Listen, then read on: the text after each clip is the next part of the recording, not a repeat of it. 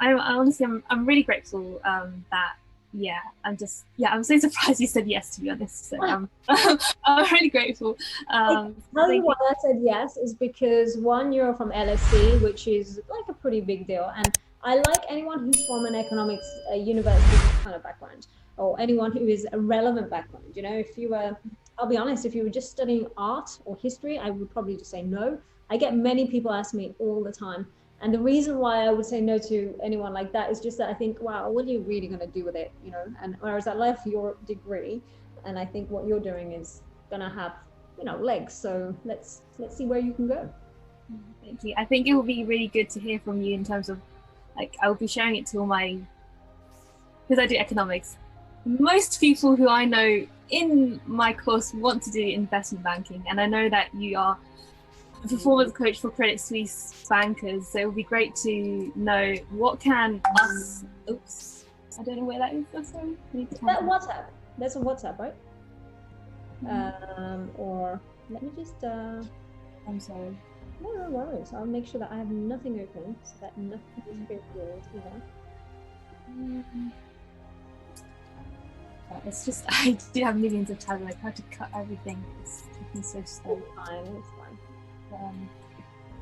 Yeah, it'd be great to know what can, I guess you could say, future bankers or investment bankers to be, what kind of skills or mindsets should they develop in advance to prepare to be like a high performance. Okay, yeah. I mean, you're gonna guide the questions, yeah? Because otherwise I'll just take over, and I don't want to take over you. No, I'm really, like, I love the kind of natural style to it. Sure. Because just do your thing, and like, you know, I don't want to like step in your way. So I will speak when you ask me something, but I will add bits where I feel it's appropriate. I'm just trying to cut out all my tabs, and it's so slow. I think my computer's just really old. I'm so sorry. So is LSE open? Well, no. Are you doing home study, or how does it work now? Can you go back into uni, or? Yeah, so classes are in person, but everything else is online. So I go to uni 1 day a week for 1 hour. So not the most enjoyable, but it is what it is, I guess. Yeah, I know. It's not in your control, and you're doing the best you can, so it's good. And you're doing this, which is even better. Yeah, I love having conversations with just people who are. And how many years have you got left to graduate? Oh, I just started, so 3 years. Ah, nice. Okay, so this is going to be fun. Okay, fantastic. So yeah, I'm all ears now. So, okay, let's start. So, hi everyone, welcome to another episode of It Starts with Action, and today I am super excited because I am talking to Heather Mann, who is very interesting story in terms of you didn't start off with doing anything related to finance, but started with more of a healthcare medical degree. And now you are peak performance coach at Credit Suisse, but also a millionaire mentor. And also you have your own business, Fortune Academy. And so I'm just really inspired to know, like, how did it begin in terms of like, all the way back to the beginning in terms of how did you realize actually I didn't really want to do medicine and I want to go through the more of the finance forex trading? Thank you, by the way, first of all, for having me. And yeah, really good question, because I actually knew from the age of something like 9 years old that I wanted to be wealthy. So that was a key area, because I grew up in a parenting household where they were struggling with money. So they constantly made it very clear that you need money to kind of be happy and all the kind of stuff I was hearing as a kid. So I was very naive. I thought, right, I need to be filthy rich, and I'm going to do it. I don't care how, I'm just going to be wealthy. And initially, because I came from a background where my parents were very conservative Asian culture, and they said, well, you know what? I wanted to be an actuarial scientist because I was like a mathematician nerd, full on. Like, I was doing further maths when I was 16, and then degree level at A level. And I was a full on, like, I was natural at maths, and I still love numbers and stuff like that. So I actually had my head set to do actuarial science. And then I fell out of love with numbers. So I thought, oh my God, I hate this. I can't be doing all of this quantitative stuff. all day. I just got to a tipping point and I just thought I can't do it. So when I did the medical degree, I'll be honest, it was just a safe choice. I don't think anyone grows up thinking, oh yeah, I want to be an optician, or I was going to do the doctor thing, but in the UK you don't get paid much. So I was like, scrap that. I'm not going to do this. I'm going to do something that pays more. So I did it for the money. That's the honest truth. And I therefore realized the hard way that if you do something just for the money and you don't enjoy it, it will show very quickly. So at university, and it was actually in my first year, I realized, oh my God, I hate this. And I was like, okay, now what do I do? And I didn't want to quit. I'm not a quitter. So I followed it through, but I kept my eye on what people outside of university were doing. So a bit like how you're doing. That's why I was so impressed with your request, because I thought most people at university are very much like, okay, let's just party and just enjoy. And, I thought university was quite easy actually compared to like school and A-levels. And it was so easy for me. I had jobs, I was doing martial arts for 11, 12 hours a week. And it was like, studying was the side thing. Everything else was more important at the time. So I felt that I always had an eye on business people. So I did very non-student things at university, such as I had jobs. I used to speak to business owners, and I used to be very entrepreneurial even then. Like I always had money, and I never had parents give me any. So very quickly, I realized when I graduated and I was qualified that I didn't enjoy it. So how do you know? Because you come home depressed. That's what happens, you're just like, oh, what is the point of this? And you look at the money in the bank account and it's good, but you're just not excited, like that's when you know that life is zapped out of you. So I always had this very like huge admiration for a business owner, and they were always men. I never had any female role models at all. But I grew up a bit of a tomboy, so I was used to being around men. And then one day, one of my friends from university, actually, they knew me quite well. And they said, you know what, you should go to this property networking group, just go there and see what happens. And I went, and that's when it all changed, because it was actually, I went to, you can imagine at university, you're around people who are very academic focused. Like everything is, let's get the degree, let's get the qualification. Okay, then I can promote myself to the next PhD or master's, whatever, And when I walked into this environment, there were people with no degrees. There were people from all backgrounds. Like some had gone, I went to a private school, so I got a scholarship. So I thought, I'm an academic, and I was used to that kind of caliber of thinking. But these people were so amazing. They'd not come from any particular background, and yet they were filthy rich and really good at business. And I thought, wow, what have I missed? So I realized, and the penny dropped, I was like, wow, all of this studying actually never taught me how to be rich. And that was a problem because it's a great degree. I'm not knocking any degrees. I think but education at university is very high end and I love it, but it just shows how good your mind can apply knowledge. So I'm an absorber of knowledge, so I can literally learn anything. So that was how my brain changed from being obsessed with medical to then seeing, okay, this stuff is far more creative. I really like it. Money's the byproduct and bonus is way more. And therefore I just went on that journey, started going into hedge funds, and then obviously learned how to trade myself. And now I'm taking investment banking as my primary route because I'm actually taking companies public. So it's very exciting. So there's a lot going on in that period, but 20 years later, I'm 38 now. So 38, it's just under 20 years. I have really changed course. And I think it's great for some students to maybe think, it's not the end of the road. If you don't like what you've done after university, then don't be afraid to review your options or see where else you can go, because you guys are clever. Don't forget that. And I think it's so important to know that you can just apply knowledge wherever you go, and just don't lose that skill. Yeah, no, I agree with the studying part. For me, I was all in on just like studying until lockdown came, and I realized I've been studying for so long and I feel like I haven't really applied anything I've learned, and it hasn't exactly helped me in terms of the finance side. I'm not anywhere where I want to be yet, but I realized, again, listening to different people who are doing businesses, and lots of them are doing something completely unrelated to their degree, or just didn't even go. So in terms of like forex trading, how did you realize that? Because there's so many different types. I know. How it's I not a scam, like yeah. I mean, like, I had no idea. So I wasn't even interested in the financial world. I wanted to be an actuary. I stopped thinking about that. Went into property. Property was my thing for years. Since 2004, I was just loving property. I bought houses, sold houses, supplied auctions. So I was making good money. But then in the '08 crash, which I'm too young to remember, but it was when the mortgage stopped. Like, no finance, no houses were being bought or sold. Nothing happened for like 8 or 9 months. And in that period, I had an office and I had a mortgage broker working for me. And it was actually him.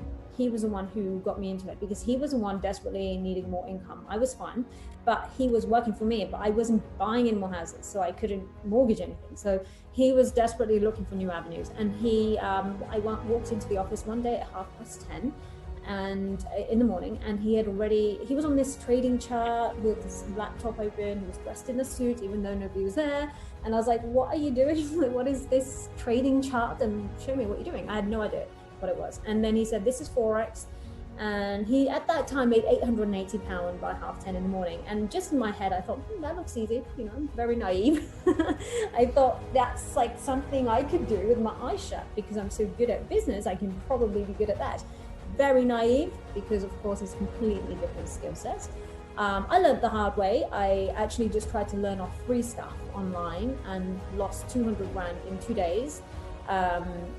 Gosh, that was a turning point. But in about a 9-month period, I probably lost about 350, 400K in little bits. And then 200K was my tipping point, in 2 days. And I'll be honest, I nearly gave up, but then I thought, what are my options? Be an optician again? I was like, hell no, am I going to do that? I loved my property portfolio, but one thing I didn't have is I didn't have free time. So another thing, I'd never gone on a holiday, and I was mid-20s here. So I was, I'd never prioritized me. So I never had holidays or anything. So this is the first time I thought, well, it's a bit like lockdown. I had that 8-9 month period at that time where I was like, what could I do with my life? This is quite fun. Now it's just about me. So I wanted that flexibility, and financial trading was the first thing in the world that made it possible. And the concept of making money anywhere without talking to another human was very endearing. And I really wanted to find out how. But then I realized I learned from a mentor in property. I learned from guys that were better than me. It was pretty obvious. Like, they were 20 years more senior to me. They had more properties than me at the time. And I thought, well, clearly I need that for forex, because I don't know how I'll do it. Online free stuff doesn't work for sure. So I went the back route, and I figured out how institutional brokers work, and I figured out, how the back avenues of all this financial world works. And then I thought, right, these people, the institutional brokers, will know the money managers. And because I had money from a consortium of funds that I was running, I was supplying auctions. So me and my 2 partners had 7.8 million at the time. And I just leveraged that. So I said to institutional brokers, well, you know what, I can bring this kind of money because we're not doing anything with it. You can get, your broker can hold it. And obviously in their eyes, they make money from transaction volume, etc. And that's what I used, the leverage from that conversation to find the money managers. Like I said, give me the top 5 best money managers you have in London, especially the ones in FX. Quite hard.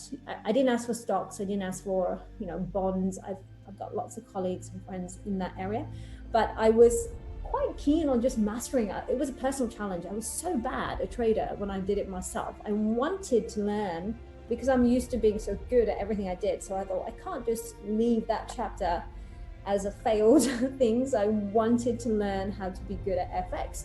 If I had started in stocks, maybe that would have been my obsession. But because I started in FX, that was my mission, to try and be great at it. And luckily the guy I found, 5, obviously I found, but I picked one, very dynamic guy, and he ended up being my mentor. And his story was really cool, like his background and stuff. So yeah, long story short, he was the one who taught me, and the rest is history, effectively. But you just progress, your network expands. I started meeting people from, hedge funds that I'd never thought I'd ever meet, billionaire clients, and I started meeting private banks, etc., Then I just one day saw some guy called he's called a stock lender. the ones who liquidate stock. So let's say you had a public company and you had, I don't know, 40 million pound worth of stock. You need 20, if you wanted to liquidate your stock, a stock lender would say, yeah, I'll buy those shares off you, but I'll give you 20 million for it. So they buy them at 50% BNB. And that was really exciting because these guys were making shitloads of money. And I thought, wow, one day I want to be you. So I asked him, how did you do it? And he said, well, I took companies public in the 80s and I did this. And I thought, wow, that's my next thing. I need to do that. So I've already got my next massive challenge set out for me. I want to be like a stock lender, liquidating people's stock, but it has to start from the IPOs. So the IPOs are what I'm working on now. But in the process of it all, I wanted to help people because very, very early in my life, I learned one thing, that money alone is not a motivator.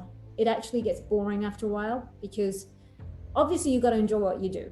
Money, and even when you make loads of money, it sounds stupid because of course you need money, but once you get to a point where you've got so much for your standards, everybody's how much is different. But for me, I was quite satisfied at the age of 26.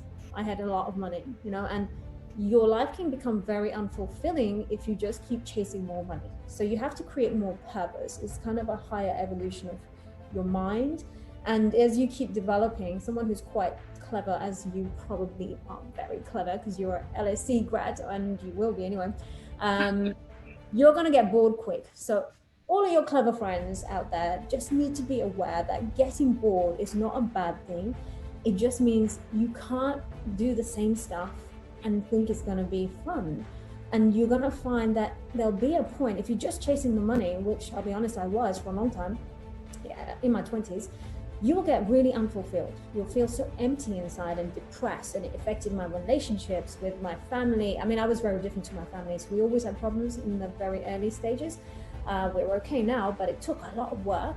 And then I also had, like it shows up in your personal relationships. Like I had such bad personal relationships with partners. And it's because I was just chasing one thing in my life and I was ignoring the others.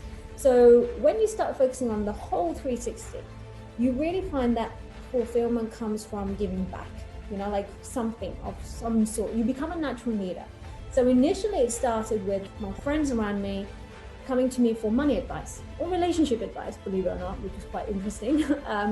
And I was very good at helping them with their money. Like I would tell them, okay, that's easy. Like I didn't realize how much of a natural I was at business, negotiation, like dealing with stuff. And people would come to me every time they had money problems or something going on. And how do I get more money here? I've lost this and I want to make more money. Can you help me? And that was just natural to me. So eventually some of my friends who saw me making money on my laptop, doing effectively nothing in their eyes, they just were, I'd be sitting in the country club, let's say, sports club, and they'd think like I had no job because they were like, you don't do anything. I want your life. You seem like you just have loads of money and you do nothing. But then I started teaching them. I said, let me show you that, I'll show you how to do it. And I started making my friends rich. So that was really good to see. They kept coming back. They're like, oh my God, this is great. And then I really found the fulfillment in that. I went to these big events where Donald Trump was speaking, Richard Branson and Alan Sugar and who else? Tony Robbins, like one of those big conventions. It was in 2012. And the promoter was an American guy.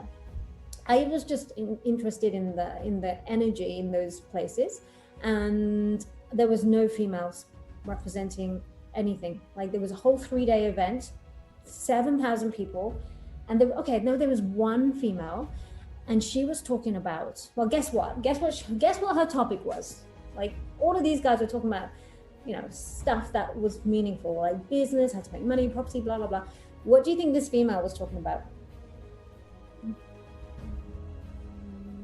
Mindset stuff, maybe? You would wish, you'd hope that, but she was talking about how to dress up.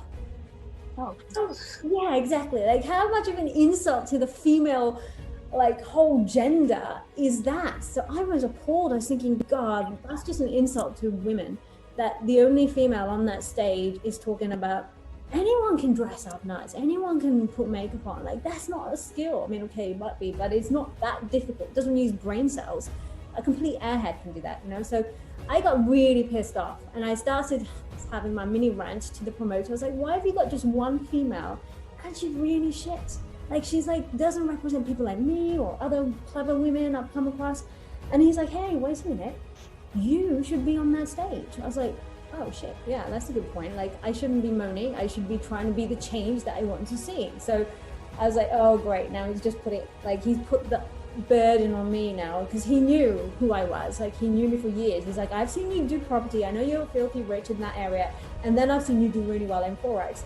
And he said, to be honest, between you and the Forex guy that I've got on there, I'd pick you because you're a female and you're way more marketable.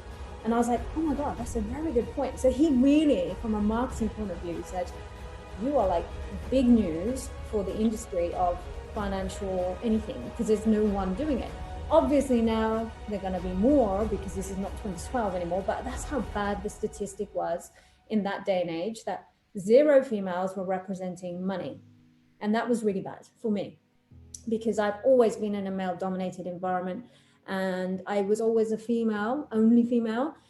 And as much as that's an advantage, I'll be honest, but it's not a good statistic. So I wanted to have more women, you know, to show that they are a powerhouse as well. Like, they're fully capable. There's no reason why mentally they can't do it. So, you know, so I became quite like determined. This became my mission, that I want to change the way people look at the money market. Because then I started thinking, well, why is it this way? And I'll be honest, if you look at history and you look at the movies from Hollywood, any books you read, everything is male.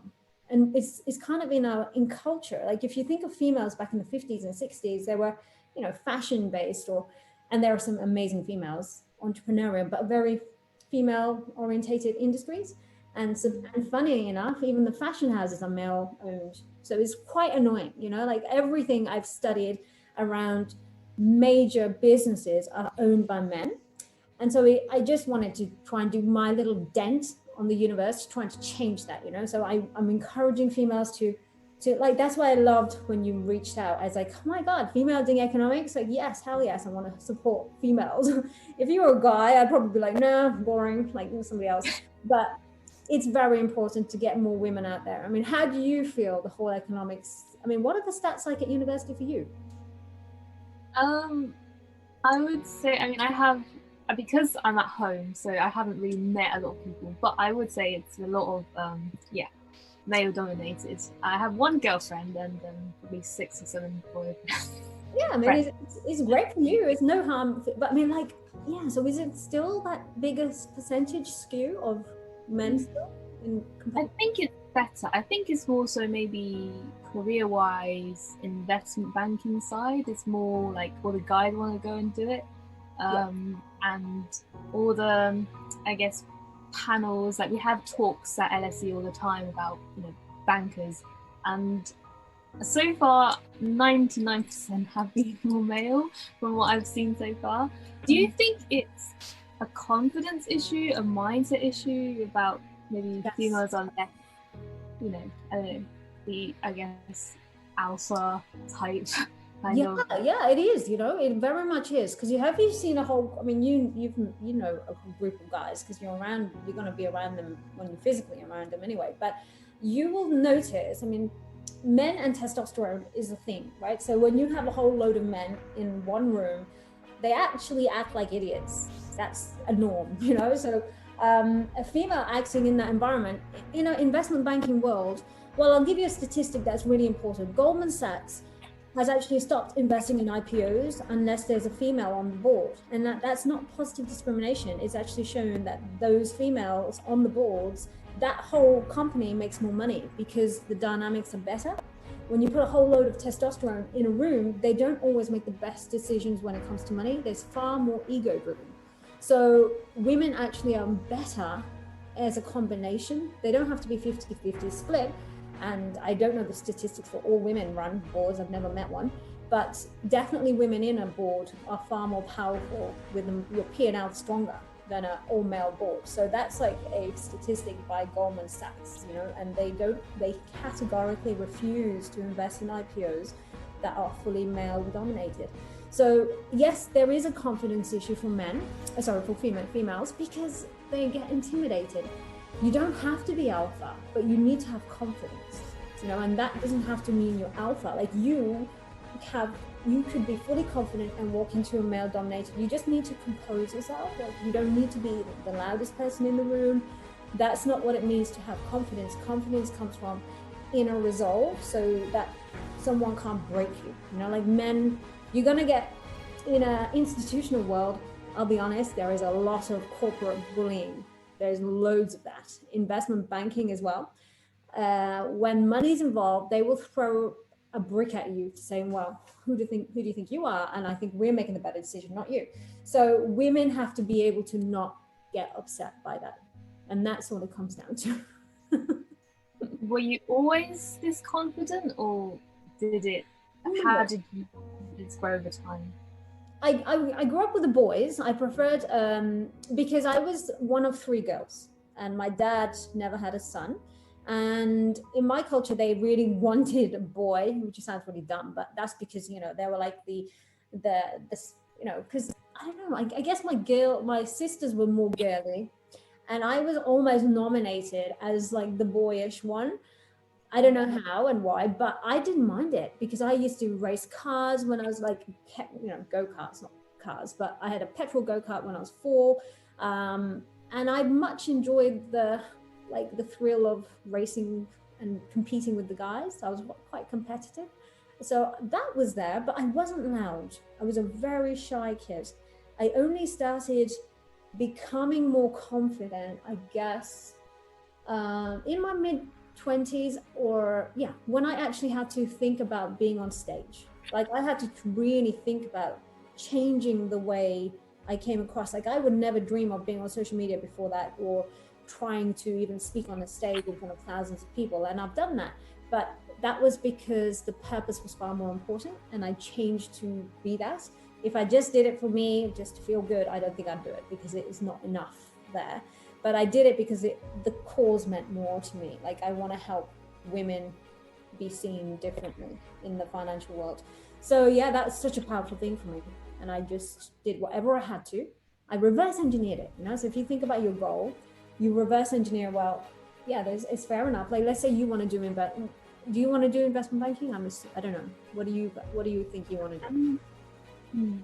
I'm still in the exploration stage. I just know that I want to, because I'm really interested in a lot of different things, but a lot of like personal development coaching, but mainly just, like for me, it's more important to create a bigger impact than the money, to be honest. Even though I come from an economic, I would say the reason I'm doing economics is partly because no one in my family does economics, no one knows economics, and I come from a single parent, economically disadvantaged background. But I was never brought up to I was brought up in the opposite way, whereas we don't have money, but that's because money is like evil in a way. Like money is not. That's going to haunt you. That statement there will haunt you. So as long as you can reframe that, and obviously money isn't evil, it's man-made. It's as evil as the top you're wearing. Like it's not evil. It's whatever you decide to do with it that makes it a good or bad thing. So that's a common concept that people growing up in societies where they don't have money, and including my own, money was deemed as this like not a non-virtuous object, you know. So it's like if you're going to chase money, you're not a very nice person, you're greedy, etc. And I'll be honest, at your age, if you're challenging, is going to be a factor. So it will constantly haunt you on your subconscious level if you don't come to terms with the fact that money is not evil. Otherwise, you'll never make it. You'll make it and you'll lose it very fast, you know. And that's and you can't blame your parents for that or whatever, because it's what they grew up with, and that's why they were the way they were, you know. They believed it and it manifested. So you have to realize that the mission you're on, to help and inspire others, you can't do much being broke, you know.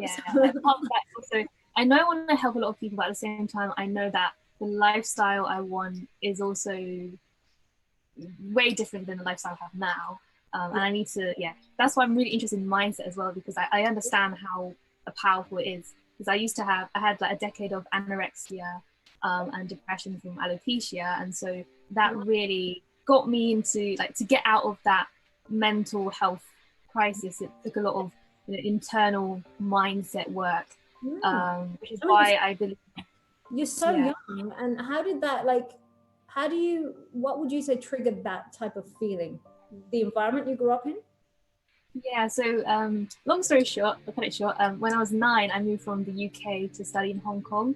And so there's a massive culture shock, didn't know the language, and very different at school. So obviously lots of bullying because I was, I didn't know the language, so my grades were basically bottom of the bottom. And I was really like, I wanted to fit in so bad. And the only way I thought I had to was to get the best grade ever. So I kind of worked my way up to like be the best in the year. But then I thought, okay, no one's bullying me. I'm good now. Changed school and then started to get bullied for how I looked. And as someone who's a bit like extreme, you could say, I want to be the best. I thought, okay, I need to change something again. And to be the best, that means I need to be the skinniest. So I kind of, that got me into the anorexic hole. And then it got to the point I was 14 and I was just basically too weak. I got everything. I got the best, like not money, but the best grades. Was skinniest in the school, basically skeleton, and then I was rushed to hospital because it was too bad and basically on the edge of dying. And that's when I realized I worked. It's kind of, I guess you could see it as a money way, like you work so hard, you've got everything you want, but then you're miserable and no one cares about you because you've only been focusing on, like me, I've only been focusing on the looks and the grades and not about the relationships. And so I had no friends and then nothing. So then I realized, okay, I need to change, but I didn't actually change because I still was really obsessed with how I looked. So I kind of had this like quasi stage. But then I moved back to the UK, and then a different challenge happened where in 1 month I lost all my hair. And so that I'm wearing a wig now, but that was a massive, like another. You did that wig, it looks great. I want one. Yeah, I just love wigs now. It's like, it's cool. Yeah. But again, like I guess like depression stage, and but that's when I realized, because I can't control my hair, and so when I realized I can control my weight, and so it's really good to quasi recover. But in order to get okay, not depressed from losing my hair every day, I had to work really hard to love. I think it's self-love, I guess, like really truly accept who I am for who I am, and work on the mindset. And because I worked on my hair, it helped me with recovering from anorexia. Yeah, no, 100%. It's all linked. I mean, what I would suggest for you in particular, and your story is so impressive, is you have to understand where the anxiety started. So very often when we grow up in a very, and this happens very much in lower income families, that actually you're wired genetically to be more anxious, because that's the problem with low income. We're constantly on our, the sympathetic nervous system. There's two, parasympathetic, sympathetic. The fight or flight type of nervous system is constantly firing up because it's thinking, okay, we're not good enough, we're on edge, we're alert. Like this is what anxiety, modern day anxiety is, the fight or flight, constantly like revving up. And poorer income households are born with that. Like even I am, like I was naturally an anxious kid and always depressed. So the good news is, as your age onwards, it's going to get easier because your brain is changing, and what you have is in your prefrontal cortex, we become at the teenage phase, we're too conscious of what people think about us. So validation comes purely from external factors. So that's why, unfortunately you went through the journey you did, and it's not uncommon these days, because social media is actually really bad for it, because you get more and more comparisons out there. But the good news is that part of your brain that cares so much about what other people think actually shrinks over time. And as you get older, you actually become more confident, and you don't give a damn what people think or say about you. Like you become your own person. So actually, yeah, you're at the very beginning of like the whole thing changing for you. So it's a really good time. And what you're doing, like learning about this stuff, is perfect. Like I would read so many books on human behavioral psychology and neuroscience. Neuroscience is really important because that would show you how your wiring is affecting your, like you'll understand it better, and you'll be in control. When you're aware, you will become controlled by your own thoughts. So you can become in control of your thoughts. So mindset is very key. But One other thing I would say to you is you have to look at your environment right now. And are you aware of what triggers the negativity? Like there is going to be someone somewhere causing that. You've got to really come to the root cause of why. Is it the fact that you said you're a single household? Is it the fact that one of your parents isn't there? Is that a factor? Like you have to hit. Definitely has been. Yeah. Because it would be a socially frowned upon thing for many Asian cultures for sure. They look at you differently, etc. So now is the best time of your life because you are now fully becoming your own adult. Like you don't have to conform. I think the more you try and conform to how your culture thinks is actually going to be your biggest downfall, because cultures and religions are actually the reason why I've come across so many people that have got mental health issues based on them trying to fit in to a culture. And that would be the best advice, is just scrap that completely. Like you can create your own culture. You have to really go solo. It's a very, very, I mean, you have to redesign your whole life. But I would reverse engineer it. So go from the end point, ask yourself, when I'm gone, how do I want people to remember me? And this is where the legacy starts, you know? So that's how you reverse engineer. Who do you want to be? Now, maybe you're going to be a massive area. You're going to help so many people with that story. So I hope you're mentioning it a lot in your podcast and, you know, making people aware. Because I had a friend at university that dropped out where mental health, like I didn't understand it at the time. She just dropped out. She was a clever girl. She was my best friend at school. She was a medic. I was the optician, but she went into this full-on self-image issue. Like she just constantly worried about how she looked. I didn't get it. Like that's how naive I was. And she dropped out like for years, for 10 years, she did nothing. And now she's the head distiller at Bombay Sapphire, the drink. Like she's just like, she's made it in the end. Like she went to Oxford and whatever. But the point is, she took a big, it affected her a lot. So the fact that you're addressing it is so powerful, because no one talked about it then. And it's just, I'm only talking about 20 years ago, which is, yeah, it's a long time, but it's still not good, you know? So I'm loving how people talk about it more. Like, don't be afraid to talk about it, and just talk about it a lot and make people aware why it happens. So be brutally honest about why. And that's where you're going to find you can fix it. Yeah, I think vulnerability is something that's, I used to kind of never be okay with telling people who I was, especially like my hair.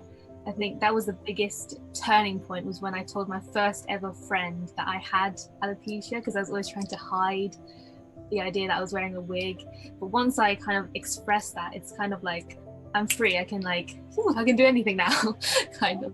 Absolutely. Like the more you can put it out there, and it's so important. Like you have to be like, think of yourself as a thought leader. For you're doing so many things that I feel would help other females, let alone men as well.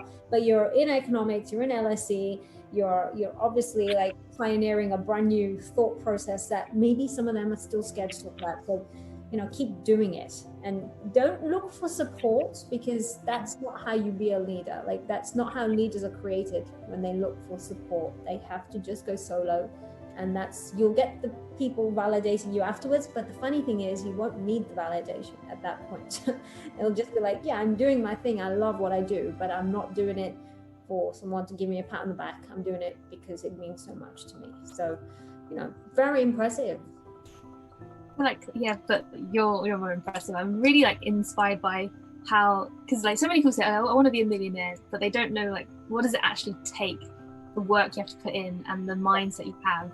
And like, is there any time where you thought you wanted to give up, in terms of like there was a point where I guess no one supports you in terms of you have to yeah, I never had support, you see. I that's the thing, I was a bit of a loner. So I think my university, I used to fall out with my parents a lot because I'm not traditional thinking. So I never wanted to, they were very much into, for example, their way of looking at a female in my age group at the time, you know, like if you took me back 20 years and we were a fly on the wall, their idea of a successful female would be, you're married by 22 or 3, you're gonna have kids, like 3 of them by 30, and you've got a husband that's wealthy, and yeah, you've got a degree, but that's not that important. You just have to have a degree. Like it was really pointless. Not that I would have to be encouraged to be a housewife, but I was not that important compared to getting married and all that nonsense. So I actually hated everything I saw growing up. So I fell out with my parents, and trust me, when you've got no money and you hate your parents or you don't like your parents, it's very hard to stand up for yourself, because you're like, where the hell can I go? I'm just going to be on the street. So that's why it was even more important to have money, because when I had money, I effectively had a voice. That's what happened. So I never had support. I never had support from my mom or dad. I paid for everything they've got, and I learned to be bigger than them. I was their parent, if that makes sense. So I never had a parent, I'll be honest. When I used to be depressed, I used to go to my mom and say, as a kid, like if I was feeling bullied, everyone's getting bullied, unfortunately, and it hurts, as a kid. And my mom would be the type of person to be like, oh, be quiet, don't talk about, it's fine. So it was a typical, don't talk about it, just pretend you're okay. And that didn't help. That's why I don't like the way they think. So I was always alone. And I feel like that's what made me so powerful in business, because nothing compares to that. So just whatever you've been through, think of the business world. It's almost like a walk in the park. Like, oh yeah, you're going to have an argument with some guy in the boardroom. Yeah, that's not as difficult compared to what the hell I've been through when I was a kid, So it's not difficult. Business, making money, like being in a boardroom full of male, walking into a male-dominated environment, that was the easiest thing in the world compared to the kind of mental trauma I had gone through before even hitting university.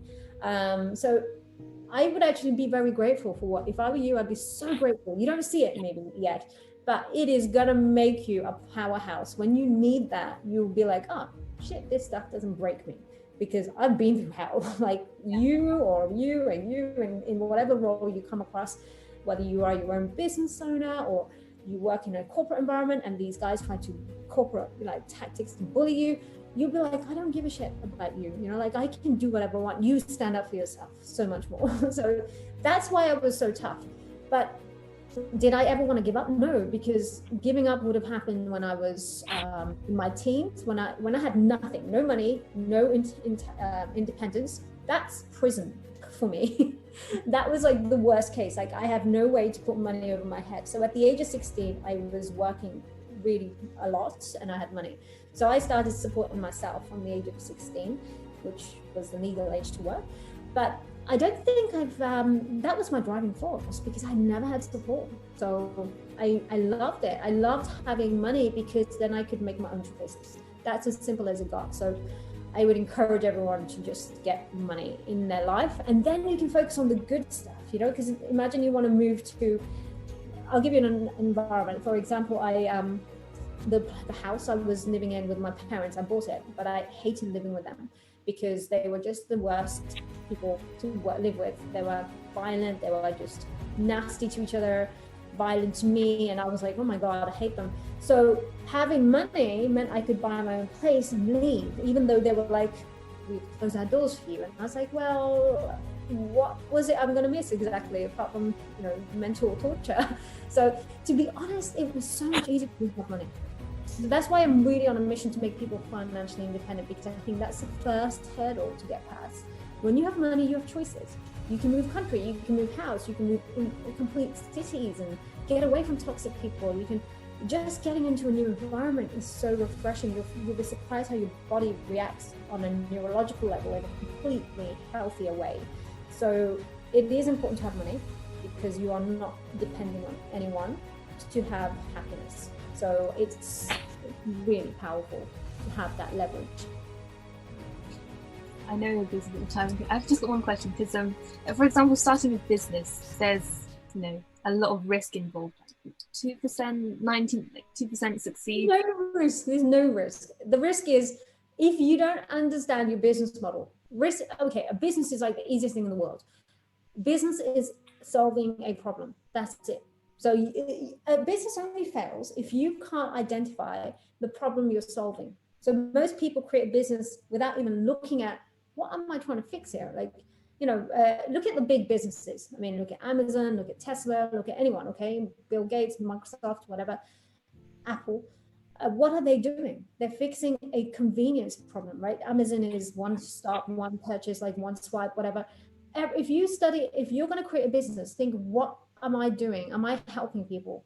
Like, do people want this? It comes down to a simple case of, am I solving a problem here? Then the second thing is marketing.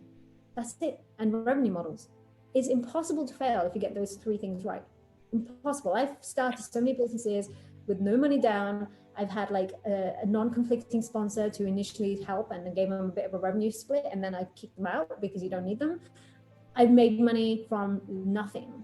Like, it's so easy to make money, you know, and that's why I love business coaching as well, because I feel like it's not a risk. I think it's more risky not taking that chance on yourself, because you're forever going to be an employee.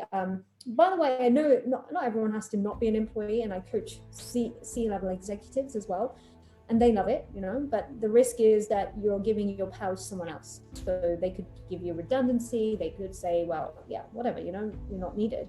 Or they could not, who pays you? If you're a business owner, you pay yourself, you know, and you're in control. You will work harder, but you will feel like you're not working at all when you love it. So it's I've never worked for anyone until the last time I worked for someone was when I was 16, or up till university, I think. Okay, so yeah, and after uni, I never worked for anyone. So I was a contractor as a medical professional as well. I couldn't be employed. I'm unemployable. So it's not risky. It's just, and maybe you need a mentor, maybe you need a coach. So it helps having the right people around you, because I was always around people that were 20 years older than me. So like, for example, you talk to me is actually so valuable, because I'm at least nearly 20 years older than you. I used to have people that were, yeah, like way older than even my age, at your age. So I was hanging around people that were minimum 44 to like 50s something. And I was learning from them. I didn't learn anything from my age group. From till like at least 30, anyone in my age group was quite unimpressive, I'll be honest. So it's the truth, you know, like my friends, another thing that will come your way is that in your mid-20s, all my friends will go to Mexico and Ibiza, and they were like, okay, you're missing out on all the fun, like you never come out with us and you never go on these holidays with us. And I had friends actually say I was a bad friend, and I'm like, hey, look, yeah, you might think that, and I was happy to just let them go. And eventually, at the age of, like, in my mid-20s, I was pretty much retired, whereas they were still working at the same wage when they were 21. So it makes a difference, you know. It depends what you won't get support from friends sometimes when you want to really go off on a tangent. So be wary of that. How did you find your mentors, and did you just actively go to these networking groups and ask them? 100%. So honestly, it's all about networking. You don't know who your mentor is until they really shine out, like they stand out to you. They will shine, their charisma will resonate with you. Like, everyone's got a different perspective on people. So some people will really, for example, when they pick me as a mentor, they just resonate with me, and they just found me through YouTube. Or I used to do events every month in London, so people used to come to that. But right now I do online events, and it works a treat. People come and see what I'm about, and they're like, yeah, I really want to work with you. I would do as many of those as possible, because you will find the energy resonates, like, okay, I want to be a bit like that person. And just be one. Like, there'll never be a person you meet that you want to 100% be like. It's like a part of that. I mean, I met so many mentors, and I thought, I like, you know, 60% of what you do. I don't want to be the rest. But I never had any female mentors, and that was a reason. That was a problem. So that's why I'm trying to be like as open as possible, saying, no, this is a female, we're talking money, we're talking the big stuff, we're talking the big boy stuff, but I'm going to show you it can be done by women too. So yeah, so you know, hopefully in the future we'll never have that discussion that it was a thing once. But that's how you find mentors. Network, and network. Do you have any tips for young people who, because I never knew what networking was until, again, like lockdown. I just started having conversations with people, and I had no idea I was networking in a way. And then I have, I guess you could say, friends who have been asking me, how do I approach people who are older than me, who are more successful than me, when I don't have any, you could say, value to give back? Okay, this is great, because it's a very good point, because very often you feel such an underdog at your age, and you think, well, how the hell? Yeah, exactly that. You don't feel like you can even give them anything to be interested in. But what you're doing right now is an area, I mean, for me, like I said, it resonated with me because you're a female doing economics and you were young. And I thought, yeah, this is the type of people that need as much guidance, or I want to try and help elevate their game. So I was all in. But for what you would say to a mentor is you want to help them. And you can say, is there anything you need help with? I can find out what they want. You know, very often what I used to do, for example, when I was your age, 20? No, I was a bit Yeah. older, 22, 21 and a half, 2, is when I started in property. I had none of my own money. Like I didn't have 50K put down on a house or anything. Okay. So I bought all my houses, no money down, but I was good at negotiating. So I told the wealthy guys, like I found a guy that had bridging finance, which I'm sure you'll probably know. So I used a lot of closed bridges, etc., to buy my houses. And this guy was like in his 60s, and I'm like a young 20 person. Okay. I'm obviously not got money. So what I was good at is I could close deals that he couldn't. So I said, well, you know what? I can, first of all, me borrowing his money, I was giving him a percentage anyway. So he was making money anyway from the bridging fee. But other people that were like, I really looked up to, I would just say, well, I can close some deals that I can give you and we can joint venture on them. Or I would find a house that, you know, like I was supplying auction houses, I could negotiate the best deals. I had to be better than them for me to actually, in some area, you know, they were too busy in Berkshire and London to care about what was happening in Manchester. So I was like, I can find houses in Manchester, Birmingham, and I'll show it to you because numbers stack and they always want to, they're happy with the numbers. So I became quite popular in that way. Eventually I started even helping out at events. So these guys were doing speaking events in around the country, and I would drive. I used to live in the Midlands, so I would drive to London after my job was finished. So I'd get 6 o'clock wherever I was working. I would drive to London, park up, get the tube, whatever. I'd get to a venue at like 7:30, 8, and I wouldn't get home till about midnight. But I would drive across the country to London, to Manchester, to Birmingham, wherever, and then come back home to near Coventry. And I did that. So I went out my way. I'd pick them up from the houses, like, oh, do you need a lift anywhere? I can help you. I would help with the leaflets. I would just be there, you know, like just become such a presence and just rubbing shoulders with them, hearing the conversations, trying to spend as much time with them as possible, because it really rubs off. Like you watching them talk about deals, and then they think, oh, wow, she's not worried about breaking a nail, so she's sticking around. They actually do underestimate you. But when they see you sticking around, they're like, fair play, she's, you know, she's still here. And another thing about being a girl at these male dominated things, they're a bit naive, men. They don't realize how much of an underdog you are, i.e. how much you can absorb. They think you're dumb. That's the truth. So what I used to do is I used to ask them the big questions, like, okay, so how would this deal work? Like they would never tell a guy the deal. They would never give a guy the answer. But for me, because they thought I was zero threat, they would put all their cards on the table and I would just learn. You know, it's like you learning from a grandmaster how to make the next move. You would then become better than them within like an 18-month period. Those same guys stopped talking to me because they're like, shit, she's actually competition now, you know, because they realized we were telling her too much. But then I found another way to leverage it, and I kept humility, and I was always looking like I never had an ego around me. I think that's so important, to show that you're someone that is powerful, yet also not an asshole about it. So it helps. But yeah, there's so many ways, like there's so many ways you can add value or just be useful. What else? Is there anything you're looking for help right now? Sorry? I would probably ask you outside the podcast, is there anything you would like help with? With me? Oh, okay. For me, I would say I love having, what do I need help with? For sure, in my companies, and I could always do things like, I always need people who can do either SEO or writing articles, or anyone who's good at writing articles for me, because I very often like to write blogs and they don't get happened because my staff are fully booked with like everything else. So I'm always recruiting for, or even if I had someone who was volunteering to do it, that would really help. Because if I can say, look, there's an economics student that is from LSE and she's part of Fortune Academy doing blah, blah, blah, that's like really cool, you know? But yeah, you'd have to you could come to the events and see what they're about and tell people from a first-hand point of view how much it, you know, helps your perspective compared to what university does, because many people forget that university doesn't teach this kind of stuff, and they spend so much in university, you know, like, and it's expensive, it's not cheap. And it's almost like I see so many graduates that don't have anything to show for themselves, and I feel bad because they've spent so much money, they got these loans, and wow, it's scary. And it's not like university is getting any cheaper, it gets more expensive. So yeah, there's loads of ways we can find something for you to do, for sure.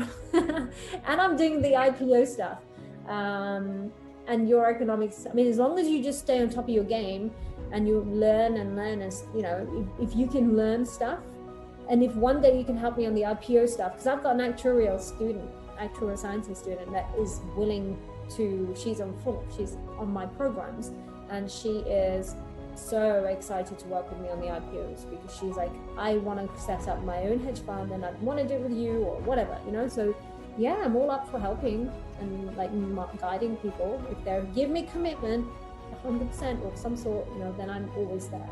So it's good, you should ask. It's very good. I'm all about learning. I think I learn quick, and I give my best in everything. So super, like, I'm all about like experience and learning as much as I can during, I guess I'm really a big fan of Gary Vee, and he's like, this decade is all about like giving your all, experimenting, learning everything, making all the mistakes, and hopefully by 30 I would be somewhere. Oh, way before 30. Like I like Gary Vee, and don't get me wrong, like he's done so well because he's just become such a big voice. But I feel that, yeah, like sometimes his advice is too filtered, like too diluted. Like I would go 10 times stronger than that. Like you should be, don't aim for 30 to be the benchmark. Like you can do it by 25. I did it by 25, you know, like making lots of, like financial independence, like making, that's not difficult to achieve, like having your own money, living on your own expenses and not having to rely on someone, like making and enough, you know, so that you've got the flexibility. But 30 is a little bit late, I'll be honest. Like I personally was 25 would be amazing. Yeah, I mean, and I didn't know anything at your age, I'll be honest. Like I was curious, but I was doing, yeah, I mean, I was very, very curious, and I wasn't doing a podcast for sure, but I was working as an entrepreneurial, like I was talking to business owners at your age. So it's fully achievable. You're only 20, 5 years is a long time. I think 3 years people can turn around their whole lives. Yeah, so 5 years is a very long time.